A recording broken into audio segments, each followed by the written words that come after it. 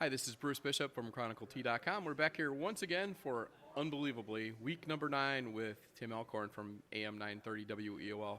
We're back at our home base, Corks and Stubbies. Here we are. It's a great place to be. And, of course, you this week had lunch before me. Now, last week we were talking about the fact that I arrived a little bit early. I was waiting for you, so I had lunch. Boy, the tables were turned, pardon the pun, this week. And you got here and enjoyed a great meal. Yeah, and again, cheeseburger. I just can keep falling back to the cheeseburger. Hey, how can you not have a cheeseburger when you're at Quirks and Stubbies? Although, before we talk a little high school football, I do want to give another menu item, a quick plug. I've been here several times now, right here in Amherst, very close to my home, so I love to come into Quirks and Stubbies. You've got to try, and tell them Tim Alcorn recommended it, the deconstructed grilled cheese. It's an appetizer item. It's a plate full of cheese. There's like some pretzel items that go with it. Bruce, it is absolutely fantastic. When you come in, the deconstructed grilled cheese here at Corks and Stubbies, you're going to love it. It's absolutely phenomenal. And we won't tell anybody that we said deconstructed cheeseburger like 5 times before we started filming. Deconstructed grilled cheese. Grilled cheese. Because, see, I got it wrong. That's why I'm on this side of the camera. There you go. All right, Tim, we're going to move past my usual mess-ups. Week number 8, we had some big games.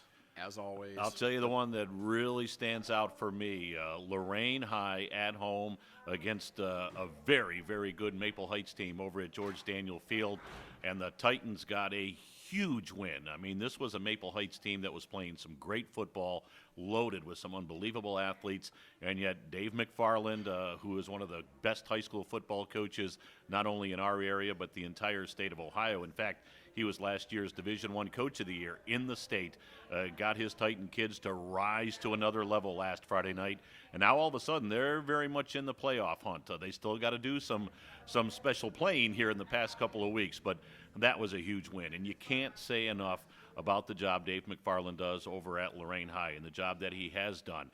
This is a very young football team, and I remember when we were sitting here way back after week 1 when they lost that season opener to Midview, I said, yeah, but it's a young Lorain team. They will get better as the season goes along. Now, I didn't think they would get this much better, but they are playing some fabulous football, and Dave McFarland once again doing a magical job as a head football coach.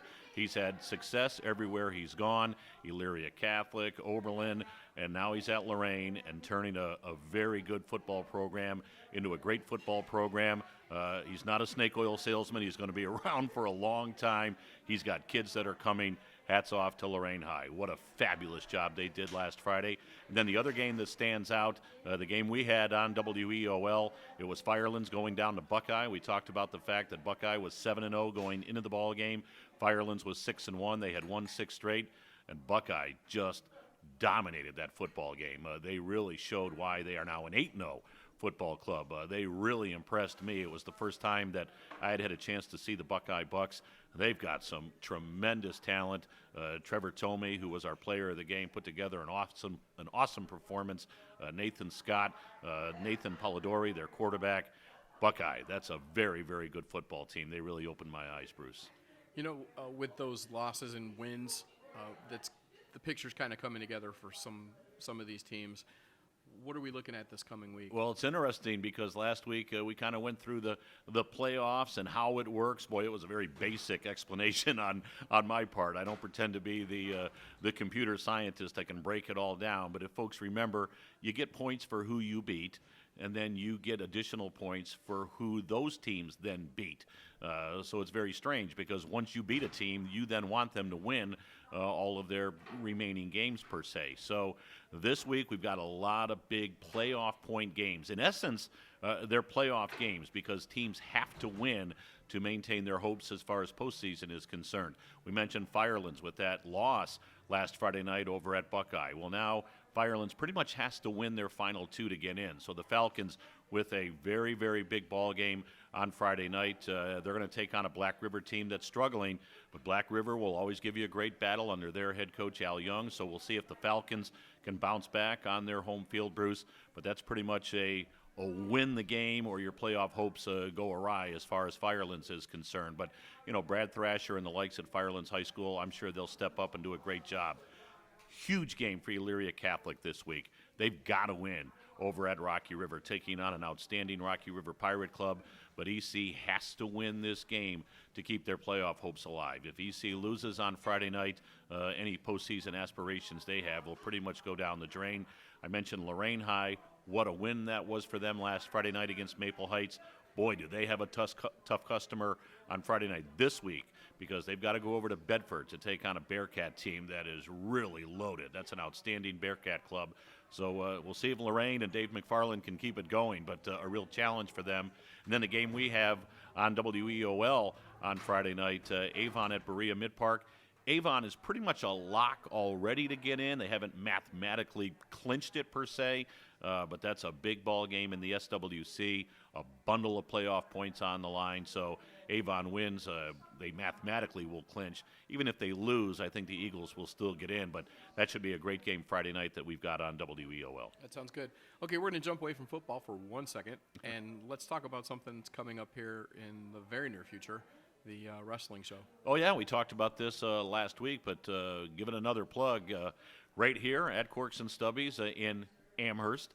We will be out here on Thursday night, November 12th. We, meaning yours truly and Sean Bennett, who does a fabulous job covering wrestling for the Chronicle Telegram. Sean and I will be here on Thursday night, November 12th. Hopefully all of the Lorain County wrestling coaches will be on hand. We're going to do a full-blown preview show of all the wrestling seasons that will be coming up this winter. So Sean will be here with me. We'll have all the coaches on, and it'll be live on AM 930 WEOL. So if you can't get the Corks and Stubbies that night, by all means dial it in. But looking forward to hearing from the coaches, and really looking forward to hearing all the expert analysis that Sean can deliver. He just does an unbelievable job covering wrestling for the CT. So that should be a fun show. Thursday night, November 12th, right here at Corks and Stubbies. All right, that sounds good, Tim. Any closing notes? As you can see, I really do have to pay you for pay this check. Here's the bill. There's my card. We really have to pay for this stuff. We're the talent. Shouldn't we get this stuff for free? We seriously need to negotiate these contracts. You use the word talent very loosely. Well, there. I'm talent now. I sit behind it. I talk, so now it's a whole nother I'm sure people level. watch this go, it should be Alcorn behind the camera. Yeah, I think we both have the problem. There's a reason why my camera points only one direction. Hey, do you have any closing thoughts on what's coming up here as we get to the end? Well, I do want to congratulate, we mentioned Avon's pretty much a lock. I do want to congratulate the Midview Middies. They are the very first team to officially clinch a playoff berth. They are in. So we know on Friday night, November 6th, Midview will be playing, and in all likelihood they will be playing at home. And I think that's clinched as well. But hats off to DJ Shaw, the Midview Middies. We've talked about their talent throughout the year. Dustin Crum, who came back last week as their quarterback. Good to see him back out on the field. Logan Bolin, Dimitri Redwood, one of the fabulous talents in Lorain County this year. He is just outstanding. Damian Mahone. So the Midview Middies, they've clinched their spot. And for the most part, Columbia has clinched as well. Jason Ward, one of the best high school football coaches that I've ever had the pleasure of working with. He does a fabulous job. They're pretty much in. They're pretty much knowing they're going to host a game on Saturday night, November 7th. So congratulations to all the teams that are pretty much in, and then best of luck this week to all the teams that, as I mentioned before, they've got to win to keep their hopes alive. All right, that sounds good. Hopefully they keep winning. We had a few more weeks in this. We can keep coming back here. All right, let's do it. The deconstructed grilled cheese. Deconstructed grilled cheese, not deconstructed cheeseburger. Totally different menu I've item. seen you eat a cheeseburger. You can deconstruct it's a very cheeseburger. Deconstructed. Thanks, Tim. All right, Bruce. See you later.